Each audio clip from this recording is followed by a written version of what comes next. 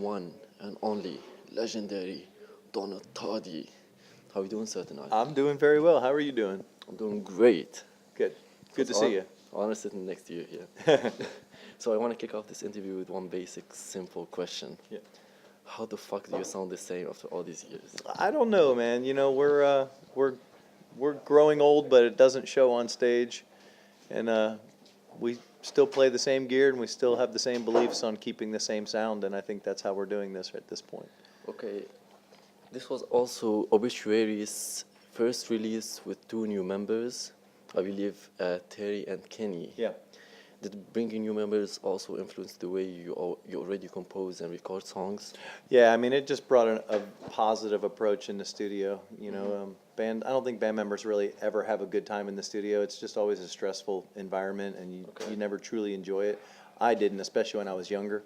But just Ken and Terry coming into the picture, it made it fun. It made it interesting in the studio. Okay. Everyone collaborated with each other. We talked about rhythms. We went over songs. We enjoyed ourselves in the studio during the recording process, which is that might be a first for myself.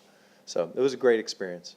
Okay, so the next thing, how do you guys get along with each other? And I don't mean it in the way of being nice or good to each other, but since you, John, and Trevor been working together for like an eternity, and bringing new members is also a bit hard in the sense of adjusting them on the way you already do stuff. So if you know what I mean. Yeah, no, and I do know what you mean. And you know, the luxury with that is we've known Terry for almost 30 years.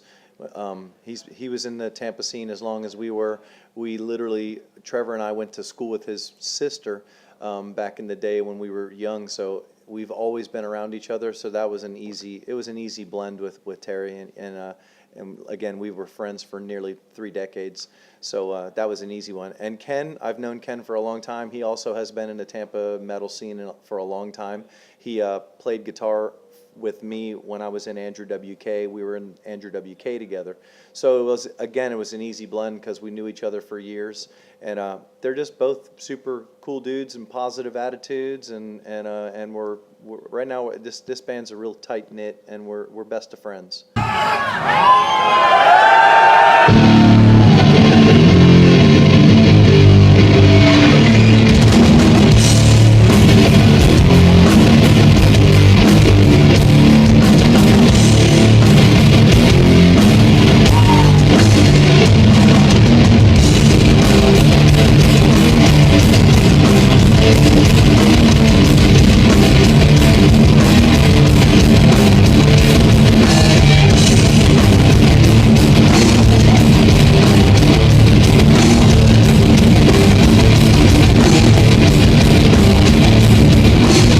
What do you think makes a good Obituary song, at least from your point of view? I just think not thinking too hard about it and just allowing the song to find us. Maybe some bands sit and grind for hours and hours in a studio and have to come up with the perfect rhythm.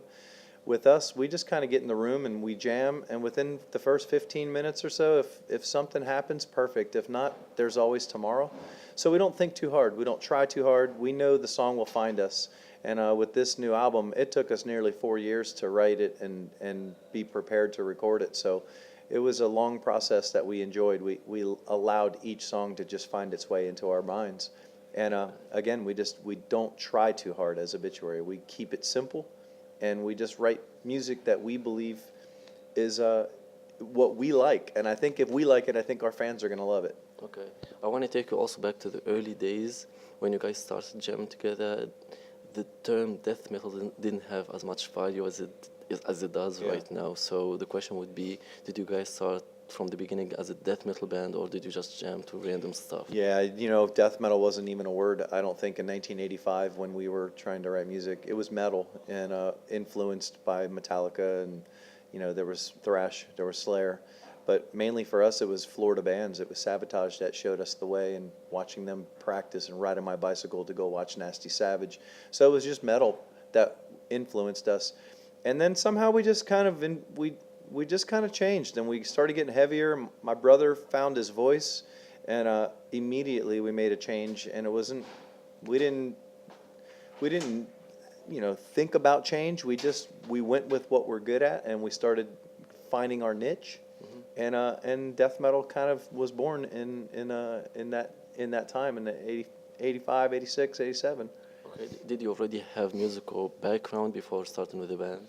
Yeah, I mean, I started playing drums at the age of 7, so it's Okay. something That's long before heavy metal entered my mind.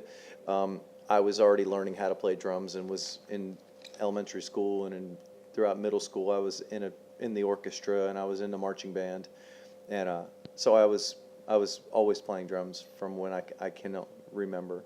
Okay, so what else do you listen to in your private time especially when you're not listening to metal? You know, I tend to always go back to the albums that I love and I grew up with. You know, I love the old Southern rock. I listen to Leonard Skinner and Outlaws, ZZ Top, Molly Hatchet, and then of course like Stevie Ray Vaughan, and then you know the classic albums. You know, I'll always grab a Pantera record that from the old days. I'll always grab Show No Mercy or Hell Awaits, along with you know stuff that's just really good. You know, like.